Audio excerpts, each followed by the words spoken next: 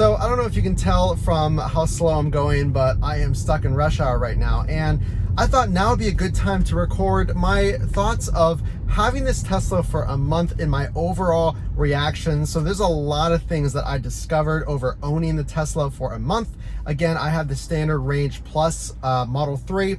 And let's just go over the things I've really been impressed by in the Tesla. If you're considering buying a Tesla, or maybe you just took delivery, here's some things that really stood out to me in my first month of ownership. Okay, so I think this would be a good segue to go ahead and use the Autopilot, because we're about to talk about Autopilot. So especially in rush hour, as you can see, so I'm not using the steering wheel, I'm having Autopilot steer for me, and has to be one of the absolute coolest features of the Tesla. So if you're thinking about getting a Tesla and you have a rush hour commute, or you spend a lot of time in stop and go driving, I mean, you can just see around me, there's all these cars, and Autopilot absolutely will blow you away.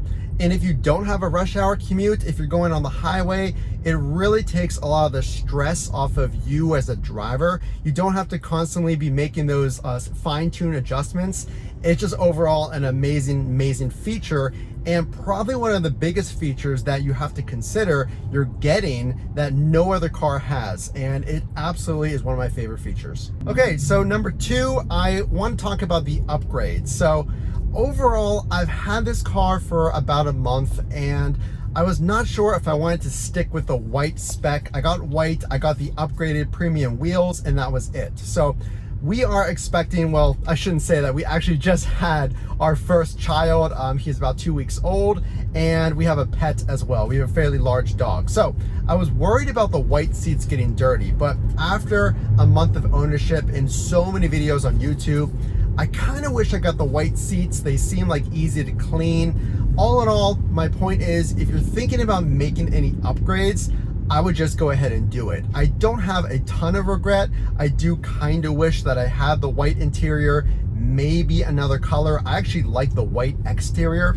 But long story short, if it's not gonna break the bank, I would just go ahead and do it, because I was so excited to order this car that I went with a pretty basic package, and it suits my needs really well. But after owning the vehicle for about a month, I've been telling myself, you know what, maybe I should have got the white seats. Okay, so the next thing is the charging. And if you're gonna get the standard range plus version of the Model 3 and not the performance or long range, now obviously you can think about your commute and how much you're using the vehicle and decide, is it going to be enough battery? So here's how long it takes me to maintain my battery. I charge to around 230 miles on my daily charge. Now there's daily, and then there's a trip charge. Now the trip charge is 100% charge of your battery. They don't recommend that you do that all the time because of battery degradation. Long story short, I charge my Tesla probably every day, full day, day and a half to 2 days of use.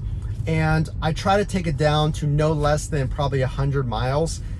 Long story short, if you don't have a long commute, then the standard range plus Model 3 is absolutely an amazing car, and the battery strength is really good. I will say, battery anxiety is a real thing. I'll just keep this story short, but whenever my wife and I had our first child, my battery was fairly low, and I had to charge the entire time. He came a little earlier than we were expecting, so long story short, we had to make a quick detour from the hospital with our newborn baby and go to a supercharger and then go home. Now, like I said, since I have a home charger that charges 35 miles an hour, that's never gonna happen. Again, it was an emergency situation, but I mean, just think, you're really relying on that battery in an emergency. She has an ICE vehicle, that's a good backup. But long story short, the range for what I need on a daily basis is more than enough. So we'll keep these next few points pretty quick. I didn't mean to ramble there about the battery life, but the performance. Now the performance, the acceleration, and the quality on the Tesla is absolutely unmatched. This vegan leather, it feels unlike any other leather. It's so soft, the quality is amazing. I love the design. I'll never go back to an ICE vehicle. If you're wondering, are you gonna like the minimalistic look? I mean, if you like anything modern, if you like things clean, if you just like technology, you're going to be blown away. The fact that I'm talking to you right now and we're using Autopilot in this brand new car is truly remarkable. So the acceleration is unlike anything I've ever experienced. It'll blow you back in your seat, push you back like a roller coaster, and every single person in the car was just laughing beside themselves on how fast the acceleration was. The first time we punched the car, whenever I went for pickup about a month ago, absolutely amazing. So the acceleration alone is reason enough to get this car. It was really remarkable. So something that people don't really talk a lot about in videos, but I think it's one of the best features. Now, it's July 2021 whenever I got this car, and this particular summer has been crazy hot, 90+ degree temperatures, and because of the sunroof in the Tesla, the interior temperature can get 130 degrees plus. Now, there's some ways to prevent that. There's cabin conditioning mode, basically keeps the cabin at a more comfortable temperature. I have a sun shield, but long story short, what I think is the preconditioning. I had to check my notes, but the preconditioning, basically what this is before you go to your car, you can go into the app and turn on the AC. You can turn on the heated seats in the winter. Essentially, you can customize it down to a certain degree, and when you get in your car will be ready to go. So if you live in a hot climate, if you get snow, anything, if you just like having your car at a certain temperature, the preconditioning is absolutely amazing. The fact that you can do that from your phone is an amazing plus, and I love it. So if you are someone like I previously owned a Jeep Wrangler, and if you are a Jeep owner or you know about Jeeps, well, there's a ton of accessories, and the Tesla is no different. I actually have an accessories video, so go ahead and check that out. There's links to buy the products, but long story short, the accessories are absolutely awesome. From the floor mats to the screen protector, phone holders. There's so much fun you can have when customizing your Tesla. There's wraps for the outside of your car to protect the paint. Long story short, the accessories on this car are absolutely amazing. So if you like accessorizing or customizing, having your car being a one-of-a-kind vehicle, unlike any other Tesla on the road, you will be pleasantly surprised. There's so many accessories, and that's a cool part of this car. So something I don't think a lot of other Tesla owners are talking about, I haven't seen a lot of channels really talk about this. After a month of driving, something an ICE vehicle doesn't have, well, the newer cars, they might have it, but the hold function. So whenever you're driving and you're at a stoplight, you just press the brake and it'll hold the car in place. I do think that newer cars have this, but I've never had it before. So we'll just keep it short. The more of an incline that you're at a stopped position, the more pressure you have to push on the brake to activate the hold.